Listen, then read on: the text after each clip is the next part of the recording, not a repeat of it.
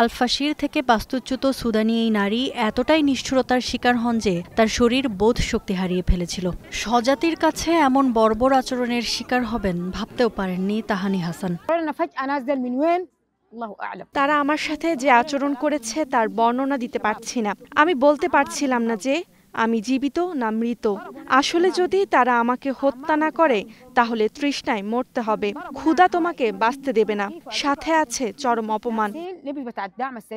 সেনাবাহিনীকে হটিয়ে দারফুরের আল ফাশির দখলের পর আধা সামরিক বাহিনীর বিরুদ্ধে গণহত্যার অভিযোগ উঠেছে।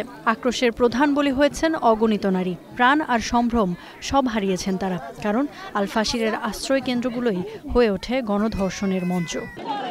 মৃত্যুকূপে পরিণত হওয়া আল ফাশির ছেড়ে দলে দলে পালাচ্ছে মানুষ। এখানেও নানা বাধার মুখে নারীরা, পথে পথে চরম নিগৃহীত হতে হয় আরএসএফের হাতে। আমার মেয়েকে নিয়ে পালিয়ে আসছিলাম। 3 জন পুরুষ এসে আমাদের পথ আগলে দাঁড়ায়, বাতাসে গুলি করে বলল, থামো থামো। তাদের পরনে ছিল আরএসএফের পোশাক। নারী হওয়ার পরও আমাদের গায়ে হাত দিয়ে ওরা তল্লাশি চালায়।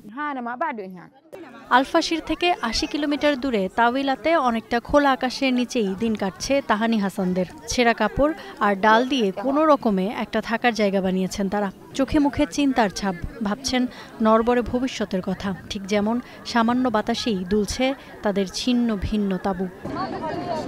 তবু বেঁচে তো আছেন, একেই বড় পাওয়া মনে করছে অসহায় এই মানুষগুলো। কারণ কেউ কেউ তো চোখের সামনেই দেখেছেন সহযাত্রীকে খুন হতে। পালিয়ে এত দূর আশ্রয় নিলেও সেই নারকীয় স্মৃতি তাড়া করে ফিরছে। চোখ বুঝলেই ভেসে উঠছে বারবার।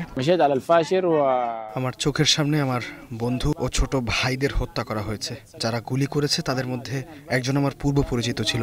সে বাকিদের বলেছে, ওকে হত্যা করো না, তাই আমাকে ছেড়ে দিয়েছে। কিন্তু আমার সাথে যারা ছিল তারা কেউ আর বেঁচে নেই, সবাইকে ওরা শেষ করে ফেলেছে। আন্তর্জাতিক গণমাধ্যমগুলোতে শনিবার পর্যন্ত আল ফাশিরের খবর পাওয়া গেছে, তবে এরপর থেকে তথ্যপ্রবাহ অনেকটাই থেমে গেছে। এখন সেখানকার অবস্থা কি সে ব্যাপারে তেমন কোনো খবর পাওয়া যাচ্ছে না। মানবাধিকার সংস্থাগুলোও সেই অভিযোগ তুলছে। স্থানীয় সংবাদ মাধ্যমগুলো অবশ্য বলছে সমঝোতার চেষ্টা চলছে বিবাদমান দুই পক্ষের মধ্যে। সুদানিজ সংবাদ মাধ্যম সুদান ট্রিবিউন বলছে, সুদানের সরকারি সেনাবাহিনী এসএএফ এবং আধা সামরিক বাহিনী আরএসএফ এর মধ্যে একটি যুদ্ধবিরতিতে পৌঁছাতে 2 সপ্তাহ ধরে আলোচনা চলছে। সৌদি আরব, আরব আমিরাত, মিশরের সাথে মধ্যস্থতায় নেমেছে যুক্তরাষ্ট্র। এরই মধ্যে একটি চুক্তির প্রস্তাবনাও তৈরি করা হয়েছে মার্কিন কর্মকর্তাদের তরফে।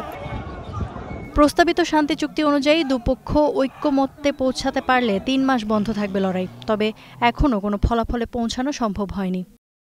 Iffat Khandakar, Star news.